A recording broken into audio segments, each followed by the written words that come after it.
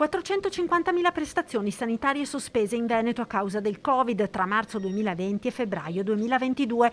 2 anni difficilissimi per il sistema sanitario, che ha poi dovuto affrontare l'altrettanto complesso recupero di tutte le visite, interventi chirurgici e screening sospesi.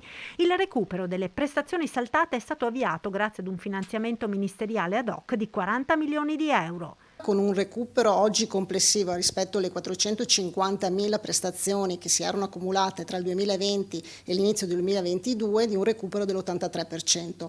Per il recupero delle prestazioni le aziende sanitarie hanno potuto procedere attraverso il pagamento di un compenso aggiuntivo ai propri professionisti, attraverso il reclutamento di altro personale, ammesso che riuscissero a trovarlo vista la cronica carenza di medici, o ricorrendo extra budget al privato convenzionato.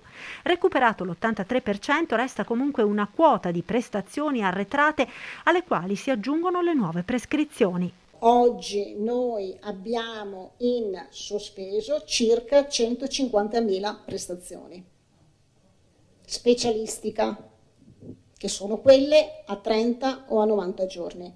Il Ministero ha stanziato un ulteriore finanziamento di 500 milioni di euro per tutte le regioni. Al Veneto dovrebbero arrivare circa altri 40 milioni.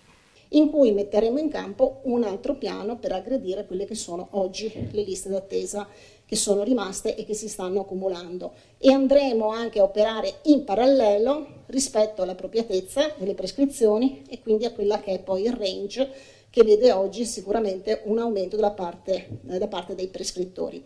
Restano le criticità in ambito specialistico e chirurgico determinate dalla carenza di personale. I settori in maggior sofferenza sono quelli radiologico, l'oculistica e l'area ortopedica. Sono liste d'attesa che sono dettate non solo da un aumento della prescrizione, e questo lo vediamo, e quindi anche i medici prescrittori, specialisti stanno prescrivendo molto, probabilmente anche il periodo post-Covid porta a questo, e poi sicuramente legata alla carenza di personale.